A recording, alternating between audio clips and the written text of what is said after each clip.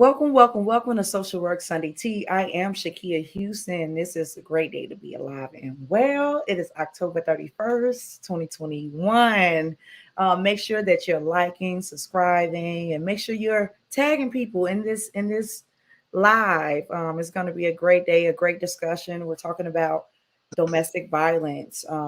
We have a special guest here. I'm not going to hold everybody long. I know it's Halloween and I know everybody's out and about, but I want to get on here to have a discussion about domestic violence. I have a special guest, Mr. Harris. Would you like to introduce yourself? Yes, how you doing out there? My name is James Harris. I'm a licensed clinical social worker down here in the Atlanta, Georgia area. I do some domestic violence work. I work as a family violence intervention specialist, which I work with the batterers here in Georgia. So those who get a family violence class, whether it's being triggered from a domestic dispute or sometimes you get a restraining order against someone. It's a couple of different other criteria that requires for you to get a family violence class. But I'm one of the licensed trained facilitators for that down here, and I also focus on anger management as well. Cool. Thank you so much for getting on, being a part of Social Work Sunday Tea. Look, that anger management class.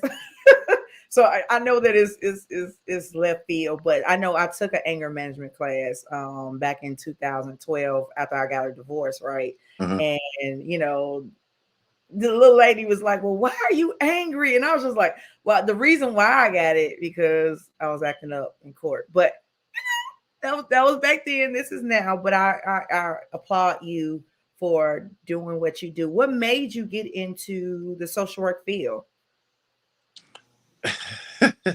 I've always enjoyed helping people. Okay. That's been my passion. I started out in media. Uh, Okay. it's interesting how I got into social work. Hmm.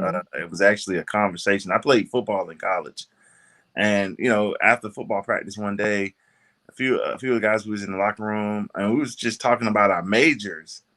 And I never forget one of the guys, teammates. He had mentioned he was a social worker major, and he was Okay. explaining everything you could do with a social work degree.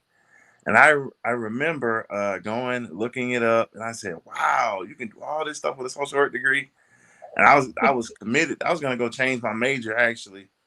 So the next Wow. day I went to the social work department, told them I wanted to major in social work. I was gonna change my major. They was like, well, nah. They told me the criteria and stuff. I said, well, can I do a minor? They was like, no, there's no minor in social work. I went to Savannah State University. There was no Okay. minor in work at the time, and so I changed my minor to sociology. But I was very passionate about the social work field, helping people, just working with children. Earlier on, I was actually started out as a substitute teacher. Oh wow. It was um, a couple of instances where I was working as a substitute teacher. I was asked, "Hey, can you stay? Can you be the permanent teacher?"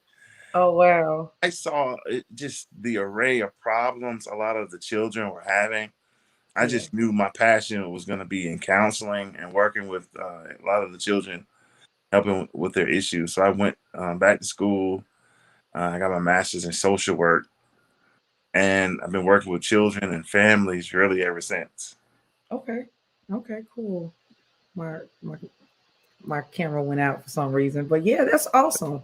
That's awesome, actually, because there's not a lot of men in social work, right? Black men that not well now because I'm like in that field. I'm like, we're out here. It's just a beautiful thing. For you to want to help and be an aid to people.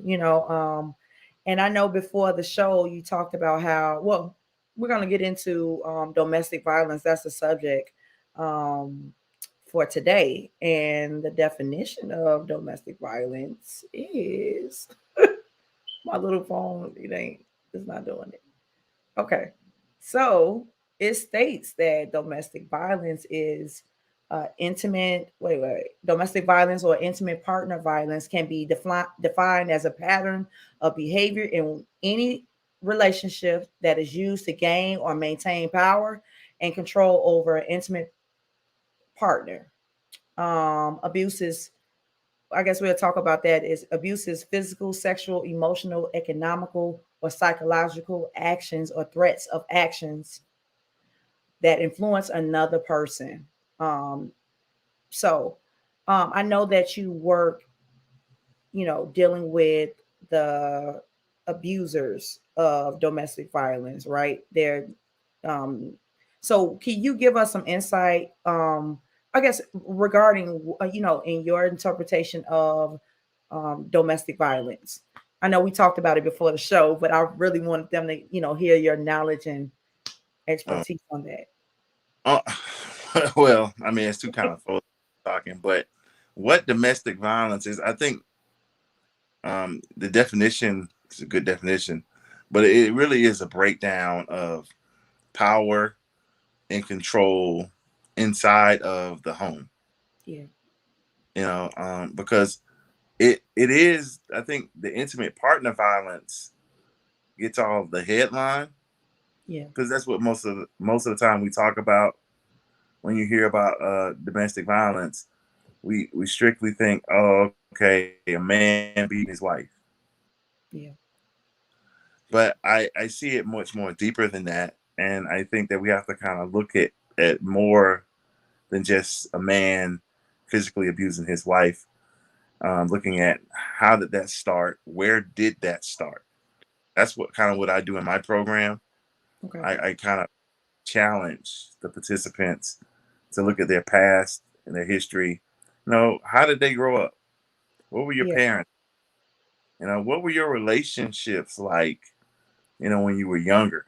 Like elementary school. What were your relationships like in middle school, high school, as a young adult? yeah, You know, when you were starting relationships with your significant others and partners. You know, how did those go? yeah, So I try to explore all of that, and then their understanding in the relationship of, do you need to be the dominant person in the relationship? You know, because a lot of men, they still believe that you're supposed to be the head of the household, yeah, and everyone in the house is supposed to listen and follow you.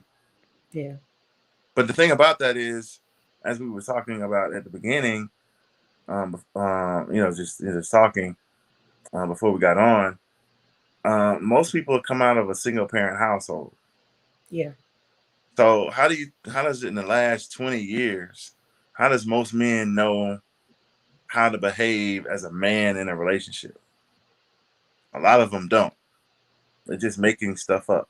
You know what I'm saying? Because no one ever taught them anything. No one ever showed them the proper way to handle their partner in a relationship.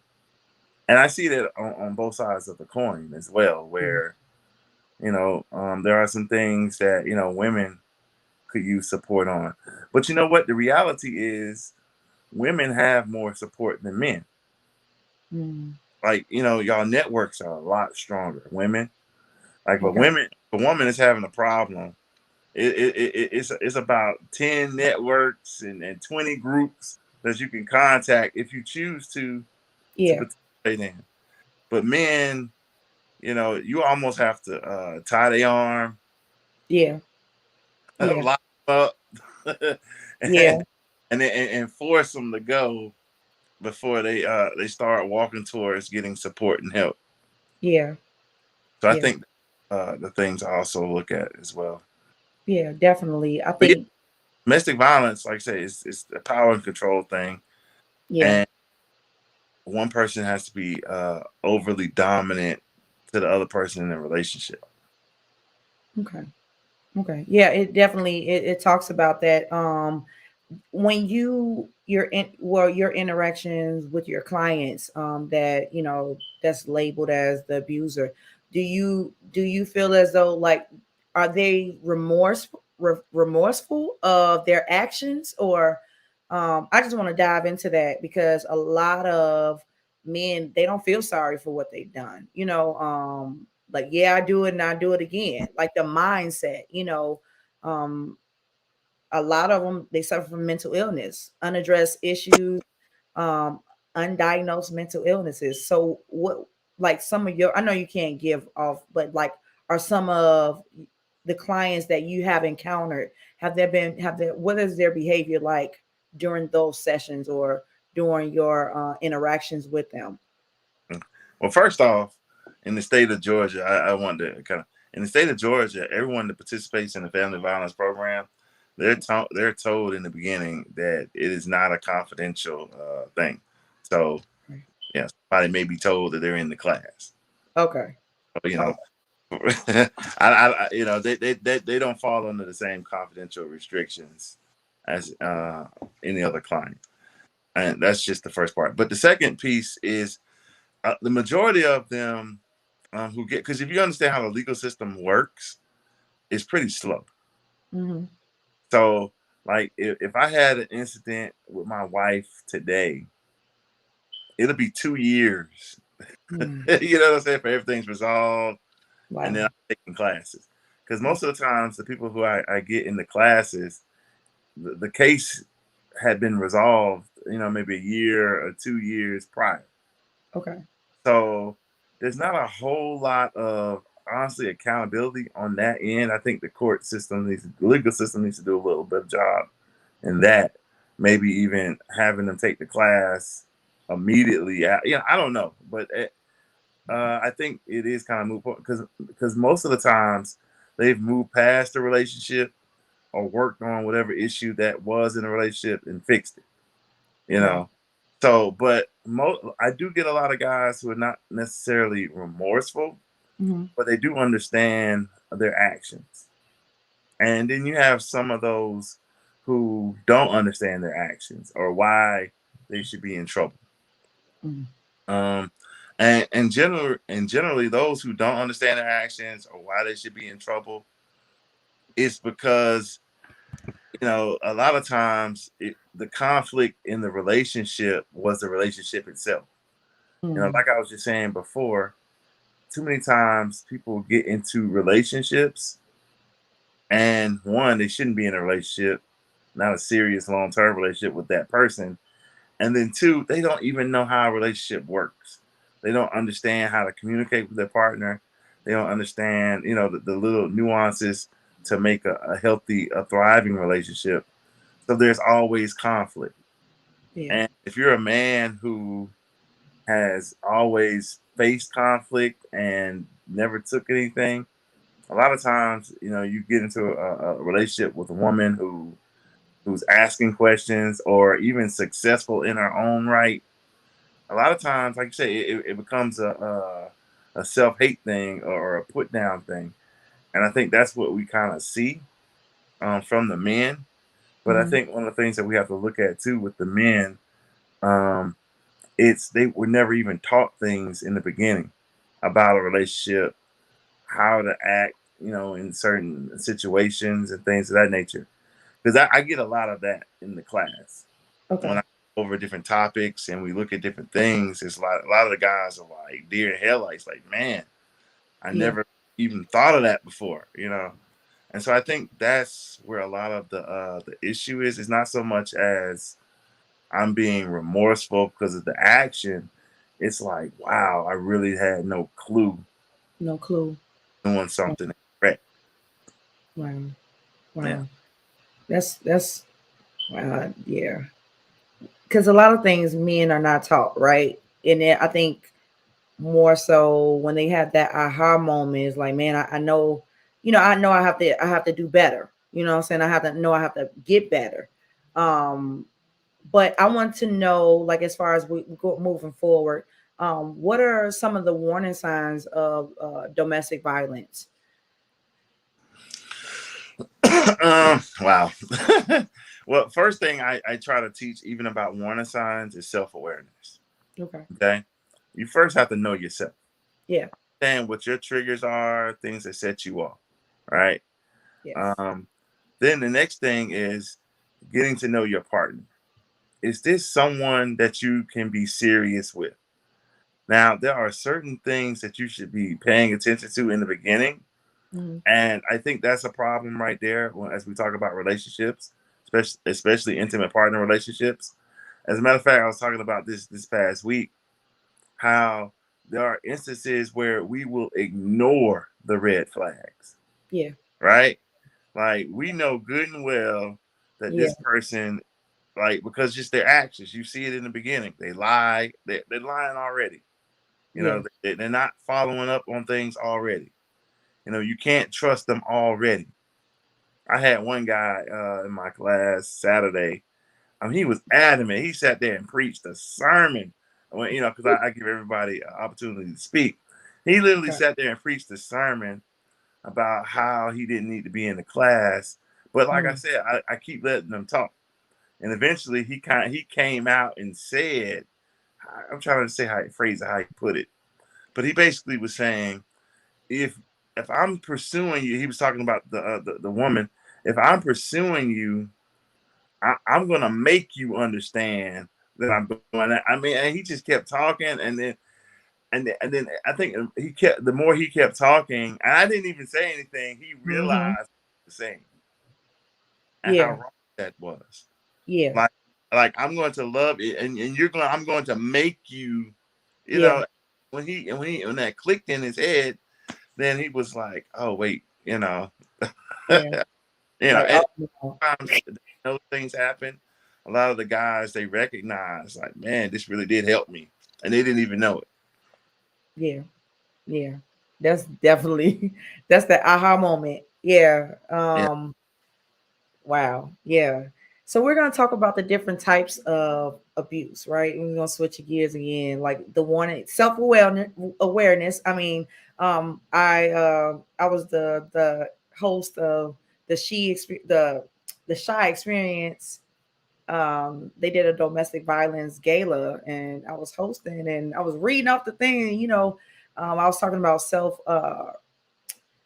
being aware, observational learning, as far as like the warning signs, like you said with the red flags, it was all over Facebook, Instagram, red flags. We do, we ignore the red flags, and we kind of like, no, it's okay. And as women, we try to change an individual to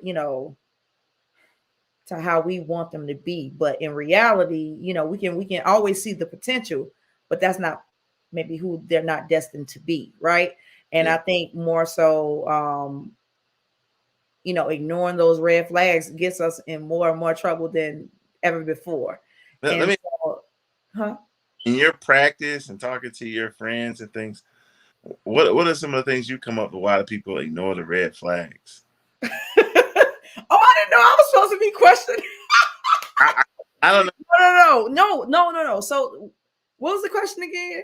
I was just asking, like, just I guess the people you talk to, your friends and things. What things have you come up with why people ignore red flags? Well, one of the reasons I just said that, we try to make somebody out to be something that they're not. We look at the potential. Oh, they're a good guy. Oh, they're a good person. And, they have good characteristics. And we see that. And then, but he talked down to you sometimes. You kind of like brush that over. Oh, that's too funny. No. Just not being self-aware, of like what that makes me feel like, or how that, okay, how long that's gonna go on, so it's like, more so just being observant, observational learning. Another one, sometimes people don't want to be lonely, they don't want to be by themselves, so it's better than have somebody than have nobody at all. That's the mindset sometimes.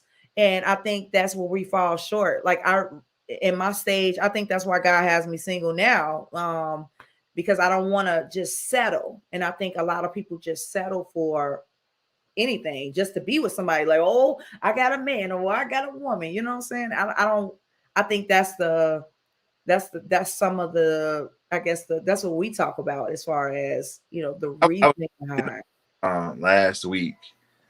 Are great relationships formed or they found? Are Mhm. great relationships, are they formed or found? And in the Bible, it teaches, a man who finds a wife, finds a great thing, more valuable than rubies and all that great stuff. But here's the thing: at what point does a woman become a wife? You know what I'm saying? And do every woman become a wife? I think that's the thing that we when I talk about relationships, where a lot of people get tripped up at, is because, like you just pointed out, a woman will meet a man and they see the potential. Like this man right here, he has the potential to be Barack Obama. Michelle, like I got potential to be the president one day. Right, right, right. Out and it worked out for her. Yeah, And I think so many women, they hear that story and they like, man, maybe if I could find my Barack Obama and move him to, but what kind of potential? Because see, you got to have qualifiers, and I think that's the thing that we don't have a lot of times when we're looking at potential. We don't look at qualifiers. Like, okay, he went to college, but did he graduate? You know what I'm saying? Okay, he's working, but is he on a track to move up in his job, or is he just a worker? Staying here.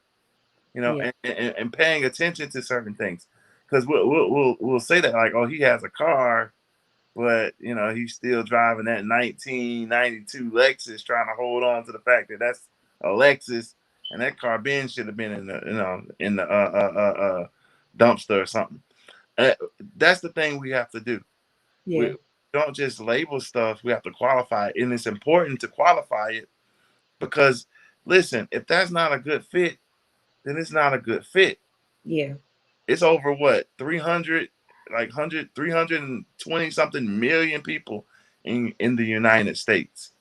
We got to yeah, stop limiting ourselves to the people in our neighborhood and in our proximity, and think bigger, yeah, especially if you're trying to find that perfect one.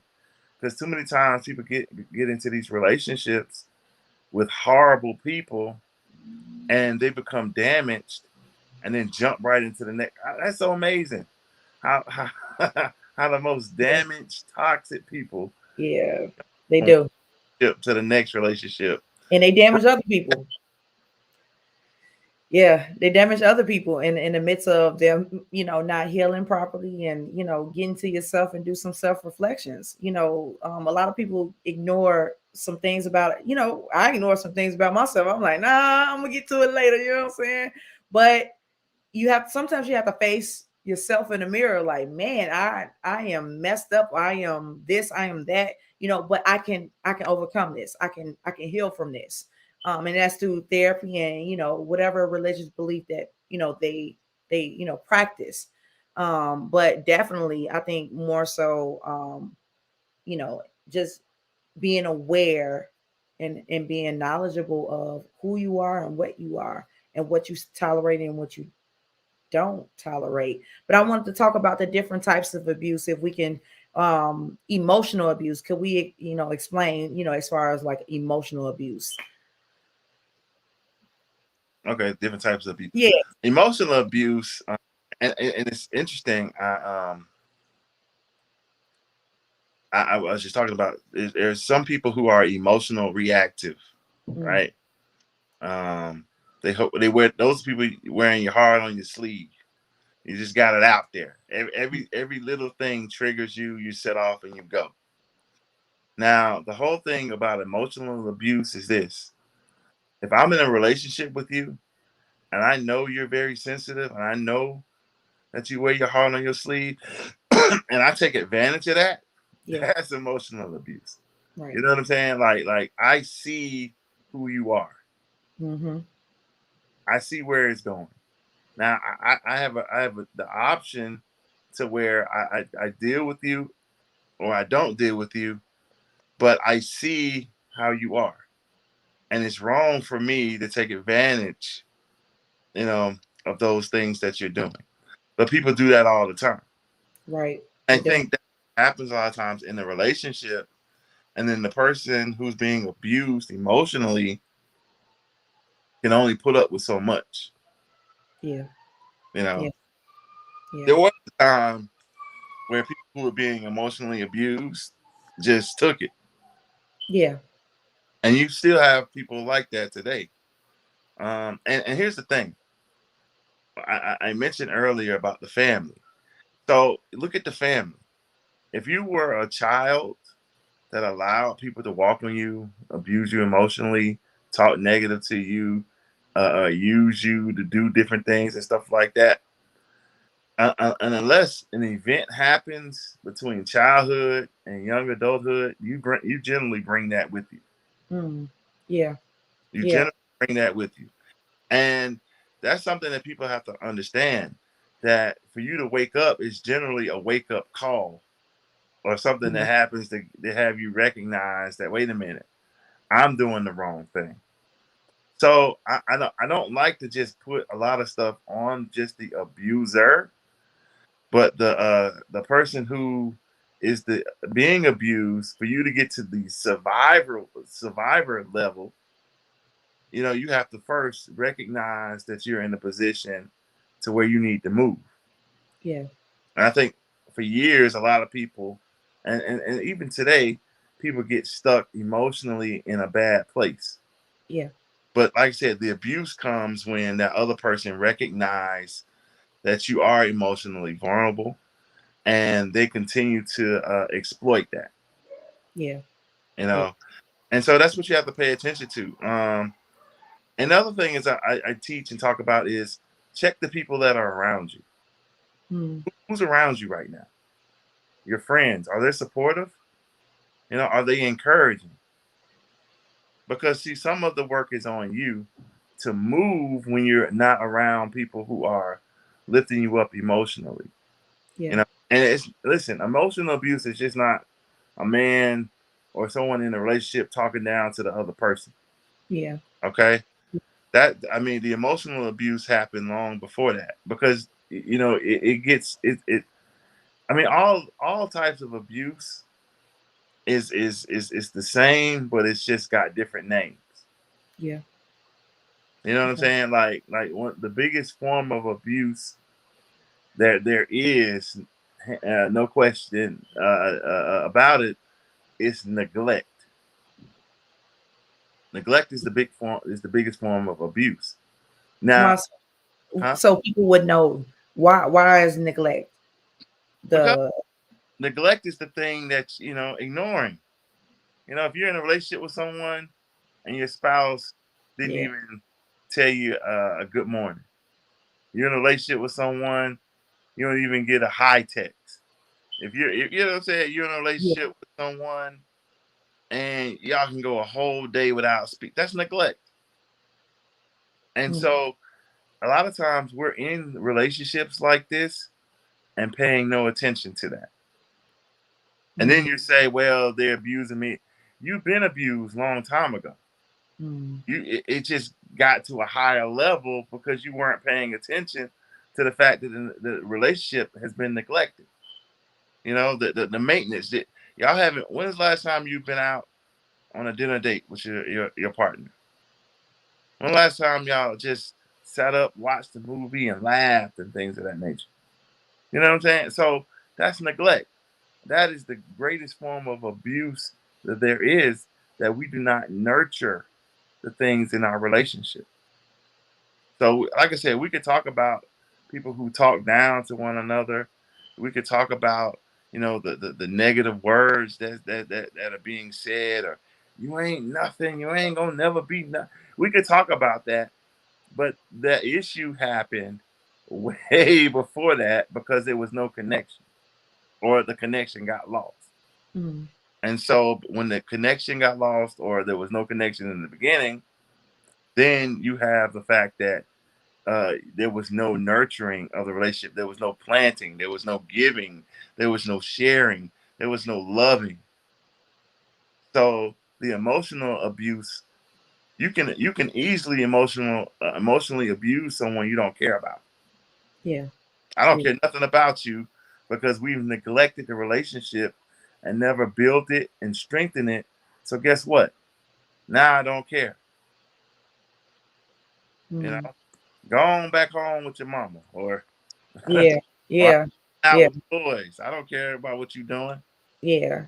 You Yeah. know, and that's what generally happens. And like I said, it's so many different things that we try to make challenging within relationships. But if we did the small things, like I said, just like paying attention to your partner, I think a lot of the stuff will be avoided. But I think a lot of that happens is because one, we don't know ourselves. Two, we don't know what relationships really are.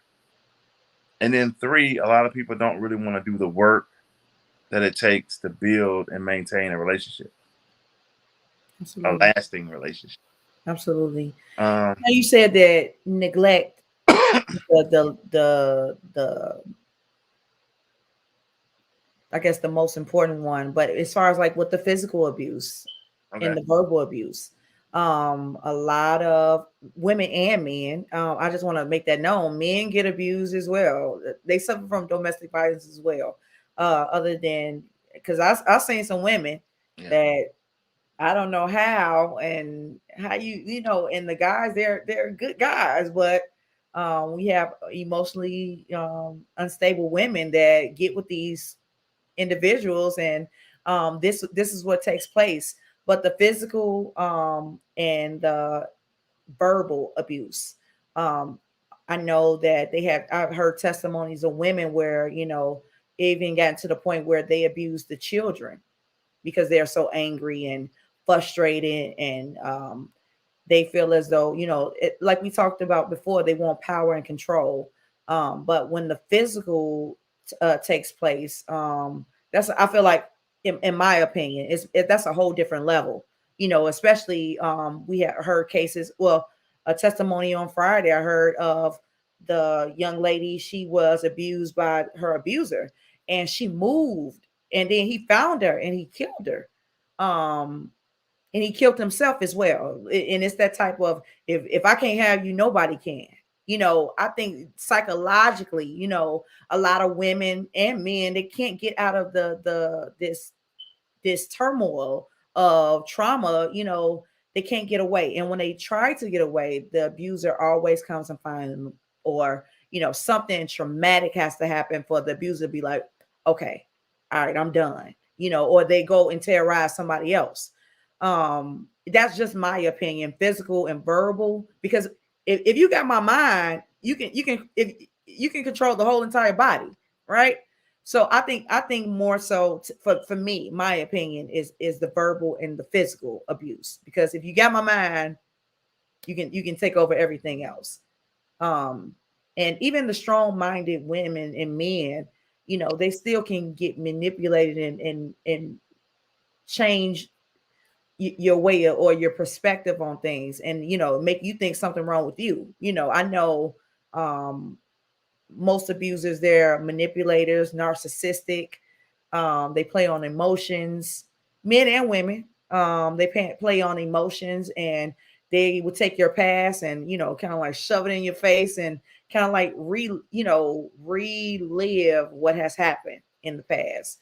So I don't know. What is your take on physical and verbal abuse? Like I said, those are once again very serious issues, Yeah, and verbal abuse. And I think the physical abuse is the thing that gets all of the attention, right? yeah, yeah, Because that's what we see. yeah, You know, you see the black eye, you see yeah, the brown and whatever bruises, and so people have natural compassion when we see. yeah. Never forget years ago, a young lady that I was working at a bank, and she came in with a black eye, and I think the coworkers stuff, they knew. I think she was in a physical abusive relationship.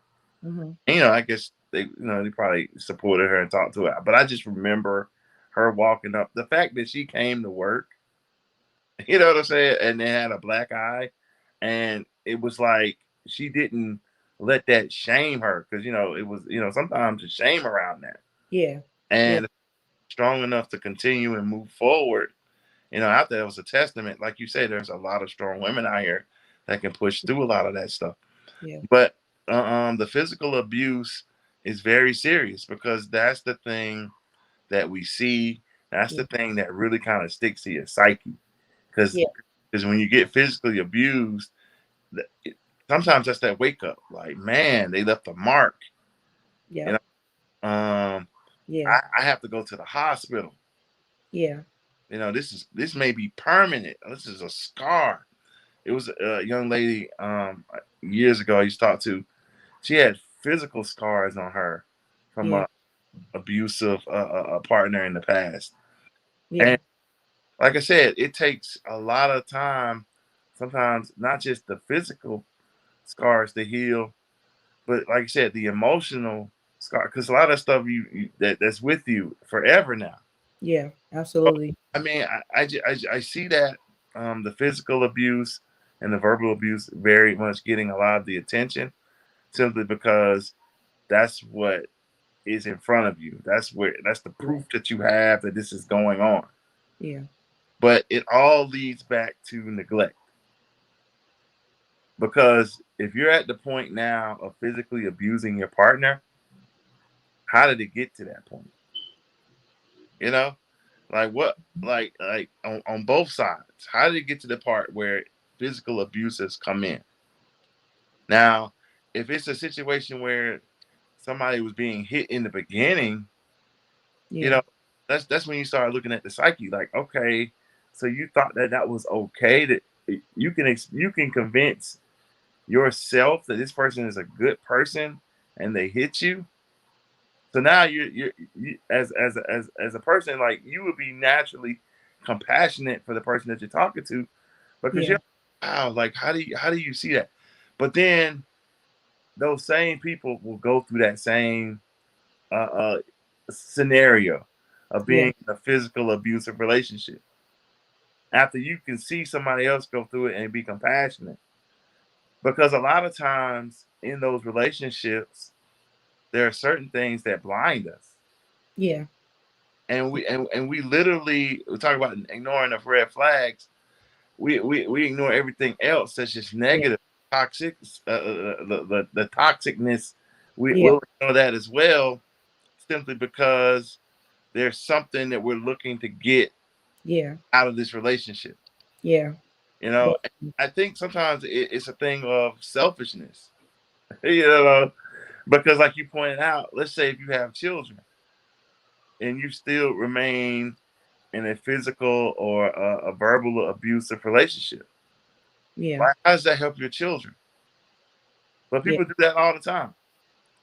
Um, and here's the other thing I look at, because I talk about, domestic violence, but there's a lot of stuff that don't get reported.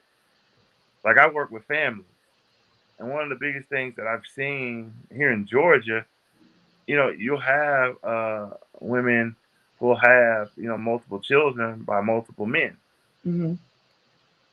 but a lot of those relationships ended what, in domestic violence, Mm. and nobody ever reported a thing. Mm. But the children see this. Yeah.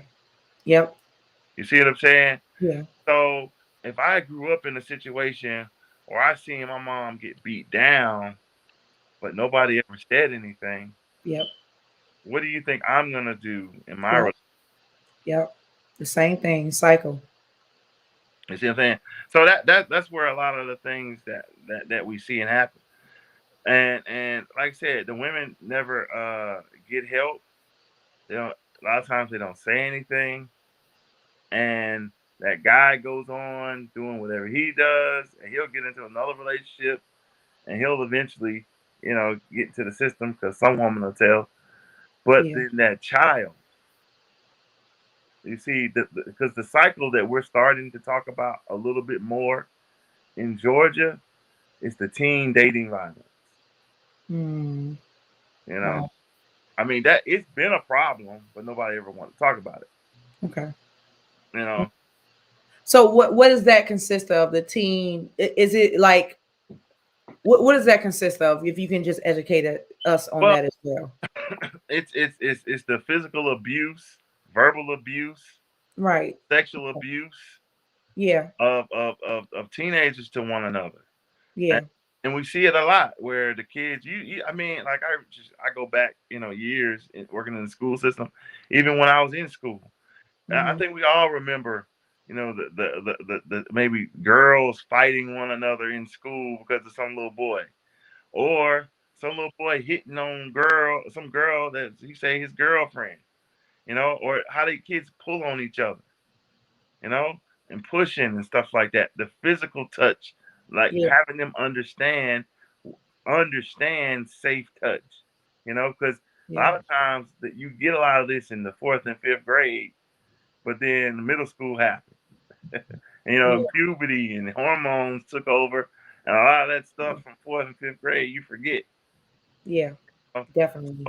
So so in them teenage years, we need to go back and re-educate kids about what's going on, because we all remember the health class in what ninth and tenth grade. Whenever you took it, they show you that grainy old 1974 Yeah, video that don't yeah, apply to nothing, and then they yeah, leave it alone.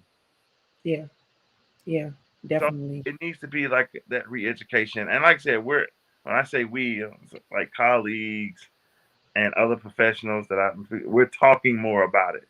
So Yeah, and I think that's important. yeah, definitely, definitely. Whatever our kids see, they think it's okay, and they actually do it. Especially, physical violence. Um, you know, in their heads, like, okay, it's okay. Well, if my mom went through this, then I guess I'm gonna go through this too.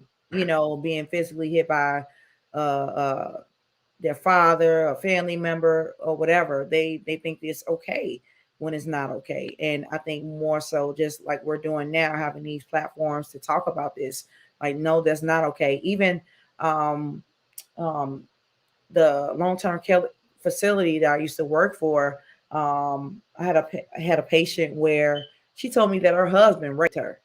The sexual abuse. He even prostituted her. You know, and so she talked about how he was so filtrated in her mind, like she could not break that hole, and she just did everything that he told her to do.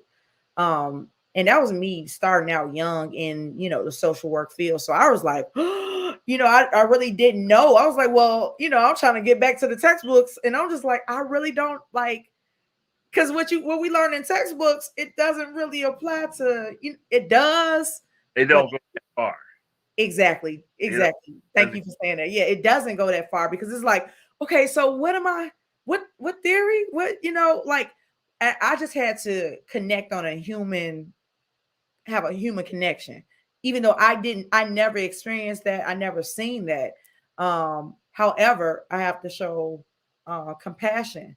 And for her to even say, oh, my husband sexually abused me, that was like traumatic for me, and I had to go home and kind of like reevaluate, like, did the lady just tell me that? But it's a lot of people that are suffering, or that's dealing with that, that's being sexually abused by their mate, men and women, and they don't want to talk about that. They're too ashamed to talk about this thing. I think more so, me knowing that I had to die, you know uh go deep, and I had to, like, okay, do more research, talk to more people, like, what do you do when someone tells you this? And like I said, I was just not starting off in that field, but in the social work field, but I just never, some of the stories that we hear, I just never imagined hearing those stories, even on Friday night at the gala, some of the stories. And it started off young. One of the young ladies, she talked about how she was in high school, and it started out when they were in high school, and he was beating her and things like that. And it got to adulthood, and it was just, I was just like, wow. So I was kind of like overwhelmed, and I was like, okay, I know it's domestic violence month, I got to talk about this thing. But it's just a lot of information out there. It's in the CDC. It states that about 1 in 4 women and nearly 1 in 10 men have experienced sexual violence, physical violence, or stalking by an intimate partner during their lifetime, and reported at least um, one impact of violence. Over 43 million, this was the CDC, 43 million women and at about 38 million men experience psychological aggression by their intimate partners in their lives. Yeah, so just some facts about domestic violence, intimate partnerships, things like that. So it's so imperative that we have these conversations and dive and educate people on this thing called domestic violence. I will ask you, if this would be our last question because I don't want to hold you long, but I definitely I want to know what are some preventions or interventions, if we know someone that is in a domestic, environment or situation, what are some of the things as far as like a safety plan that they can do and they can use to be able to help them along the way? Well, one of the things I think you got the national hotline ticker Oh yeah, National Domestic Hotline. going Yeah, down. Yeah, yeah, you should call numbers like that in yeah. your area. I would educate myself on in my local area, shelters and things of that nature. Also, one of the things I talk about before it gets to the point of physical abuse Hmm. or even on some levels of verbal abuse, paying attention, start looking at the couples counseling, Yeah, relationship counseling, relationship coaching, a seminar, a retreat. Work on the relationship. Figure out if it's a communication problem, an emotional problem, or it's just a bad fit. You need to know yeah, because, and then the other thing, as we talk about domestic violence, like I said, we understand the violence part, but I think other part we have to look at is the communication, right? What is the communication like in the relationship? mm, When we're communicating, are we speaking the same language? Do we understand each other? Because sometimes it's a situation where I'm just frustrated, tired, and upset. And so we just having conflicts because we're not on the same page. We don't understand each other. yeah, And listen, I'm not trying to make an excuse for anybody, but I think the way that we fix the domestic violence issue is we get better at our relationships. We get better at communicating with one another. We get on the same page with our intimate partner, our domestic partner, you know, and making sure that we all understand or have at least the same goals. yeah, yeah. But That's what if I don't mean to cut you off? What right. if the partner have a undiagnosed uh undiagnosed mental illness? What if some of the stuff like the as far as the impulsive behavior, um just All right. just abnormal behaviors that you see on a So, day-to-day basis. excuse me. That goes back to, like I said, self awareness and then not ignoring the red flags, right? Trust me, if somebody has a mental health Yeah, undiagnosed mental health disorder, yeah, uh, they're red flags, right? I mean, yeah, unless they know it, because I know some people who are and I work with them, clients, they're schizophrenics, and they have no problem when they meet people telling them, "Hey, I'm schizophrenic." You know what I'm saying? Everybody's not at that level of getting a diagnosis, understanding their diagnosis, and having no problem sharing their diagnosis. Everybody's not there. And so the thing is, you have to understand is when you're dating someone and you see certain red flags that something's wrong, you have to ask yourself, is this the kind of relationship I can be in long term? yeah, I think that, like I said, how we fix the problem is we fix relationships and people's understanding of relationships and how they work. And like I said, we have to fix the family. We work on getting people. That's why the other part I do is um, I do, like I said, the domestic violence piece, but I also do family counseling. Mhm. That's really my biggest thing. I work with families, you know, and like you pointed out earlier, a lot of the conflicts, especially coming out of the single parent household, is with maybe mom and children. So if I'm a man that grew up in a single parent household and my mom was just riding me hard all my life, just oh my goodness, just and she had issues. Yeah. You know, I have several family counseling clients that I work with, families I work with, where the parent has a mental health diagnosis and the child is trying to navigate life Yeah. dealing with the parent with this mental health diagnosis. But here's the thing: if I'm a man that grew up with a mom with a mental health diagnosis and I had a severe adverse child experience, it's just dealing with all kind of Mhm. stuff. I'm gonna be probably struggling to maintain early relationships, Yeah. and I think that's the thing that we have to pay attention to. And so, how do we help people like that? One, you encourage them to learn about themselves, self awareness. Yeah. You know, and then also, like one of the things I try to do is educate people about mental health and the different services that are out there. I get a lot of phone calls. I may not take you on as a client, but I'm going to send you in the right direction. I Yeah. think the more information, the more education that we can give people, that helps them, because that comes up a lot in a lot of my classes from a lot of the people that come through, um, about not knowing where to go Yeah. in time, and it is a lot of education around that. Because, like I said, depending on your area, because I live in Georgia, the mental health services are a little more scarce in the South Mhm. than opposed to up north. Okay. Some people come in from come to Atlanta and they have that New York, California mindset of where I can just go down the street and get what I need, and they get here and they realize like, man, you gotta look. Yeah. Yeah. Definitely. Yeah. Just So down south period. I Yeah. think that is a huge part of it, and Yeah. depending on the area that you stay in, things are getting a lot better. Yeah. But it is a thing where just making sure people kind of understand that what type of help is out there, and then Yeah. they go. Yeah. Someone says, we have little to no help here in Ohio. Yeah.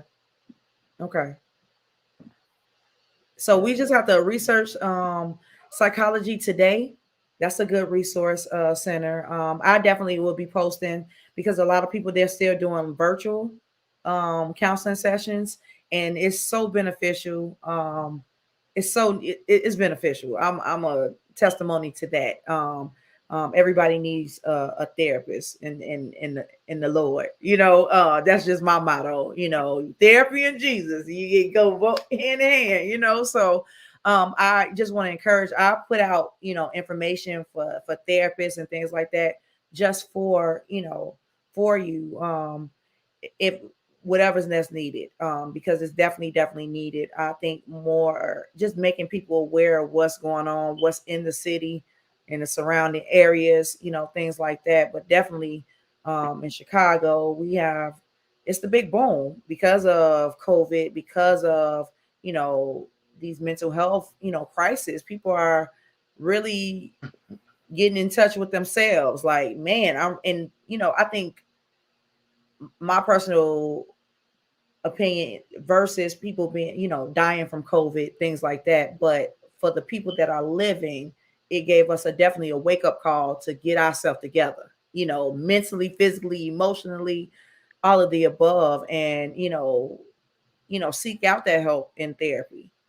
There's nothing wrong with it. Like, that's why I keep drilling. Like, go. It's okay to see a therapist. It's okay. It definitely helps you. And a therapist. Huh? I don't mean say you can have Jesus and a therapist. Listen, you sure can. And I listen, I'm glad for both. You hear me? I'm glad for both because it definitely um keeps you together. You know, I'll say my country self, hold me like a girdle. Keep me together because you know sometimes I have to refocus. Huh? What country are you from? No. Oh, you From just saying. Chicago. My kin folks, they from Okay. Denmark, South Carolina, Mississippi. But yeah, I'm a little country, you know. Okay. Yeah. But no, these services are needed, especially in the black community because we don't talk about it. Um we don't Oh, like I said, I try to educate people, talk about it, yeah, put it out there, and just doing that. I get a lot of good responses. I get people calling just to ask questions. yeah, Listen, I'll talk if I'm not in the session. I see. I try to stay because I try to keep my practice. I'm trying to keep it as boutique as possible because I okay. want people to know that they can talk to me. Yeah, Now, I guess at some point I may get to another level, but right now, listen, you get me. yeah, You need to talk to a therapist. Yeah, you can call and contact me. Go to stilloutstandingllc.com. okay. I got my information, contact information. You can reach out. And like I said, people who call, they get me. Whether you become a client or not, Yeah, reach out generally, and you get me, I'm gonna help you. absolutely. And So where can they find you? like I said, I mean, you can find me, of course, on the web, on Instagram, Still Outstanding LLC. You can go to my website, stilloutstandingllc.com. Okay. My Twitter, I mean, I still use the Twitter, and I do promote a lot of stuff on my Twitter. A real Jimmy P. That's my Twitter, and my Okay. real Jimmy P. Okay. Real Jimmy P. Um, but like I said, I think just putting out the information, educating people about not just mental health. I'm so big, like I say, on self care. Yeah. Wellness. Yeah. You know, Absolutely. the mental health piece is a piece, a part of that, right? Hmm. How are you sleeping at night? Are you getting a good night's sleep? Are you getting enough rest? How are you eating? What does your diet looks like? Yeah. You have a right diet. Yeah. Your Definitely. living situation. Are you living in a place that is secure, that's helpful to you? You Yeah. know, are you thriving where you live? Are you living? You know, pay attention to that. And then how do you feel? Are your emotions together? Yeah. So mental health is very important, but that self care piece, Yeah. working with people, and identifying those things that are challenging them, that's where I'm at. And like I say, I use the like I call it the platform, but the family violence, domestic violence piece as a platform to reach people Yeah. because those people are having issues and problems and need help. So I Yeah. service that population. Absolutely. Anger management, the same thing. I service that population. The people who are having problems in their families, family counseling. I service that population because I honestly believe that's working with people at the root, within the family, that nuclear right there, just figuring out what are the conflicts with you and your mom. Yeah. What problems do your mom have raising children? Yeah. I work with this one family. I got a couple of families like this, but one of the families I work with, one has like, I think she got like 10 kids. She has 10 kids, and I was telling her, you got all these children. They hanging out. The oldest, I think, is 14. She got 10 kids, and our oldest is 14, and that got kids hanging off of her left and right. And I told her, like, look, you need to create a system for yourself because you Mm. got all these kids coming up, and they need you to have energy. And if you don't have energy to give them attention and work with them, Yeah. it's going to be a struggle for the world. And Yeah. a lot of, so for me, working with these families, because I recognize woman has 10 kids, 7 girls, 3 boys. Listen to me. Yeah. That listen, you're not gonna get all of them, right? One or two of those kids are gonna be real problems. But here's the thing: the more education, the more love and support Yeah. that we can all help with people with families like that. That may, like I said, one or two of them may be real serious problems, but the rest of them could probably go in a better direction and maybe even help support those one or two that are really struggling. So, Yeah. like I said, I just think that's important, and that's the type of work that I'm out here doing with the families. Yeah, Um, and we love it and we appreciate that what you do and all what you do. So I want to say thank you for getting on this platform, Social Work Sunday Tea. Thank you for inviting. And yeah, no problem. We're family now, so I be calling everybody cousin. So when I get on your post, like, hey cousin, don't be acting funny now. I be I, like, okay, James, you acting funny, okay. But no, it's all good. And I just want to say thank you. I'm honored for your wisdom. Thank you for the good information. Shannon said good information. Thanks for sharing. But yeah, definitely this is imperative. This is important. All of the above. And I'm honored. And I want to say thank you. And anyone that's in a situation with domestic violence, if you want to reach out to any one of us to get you connected to someone, because this is so important. We want you to be happy. We want you to be whole. We want you to be safe, and all of the above. So reach out. We're here. We're available. I definitely can connect you to somebody and get the help that you need and you deserve. So I'll see you guys next week on Social Work Sunday Tea. It's a great day. It's Sunday. Thank you, everybody that tuned in for the show. And I'll see you next week. All right. Love you guys. Bye.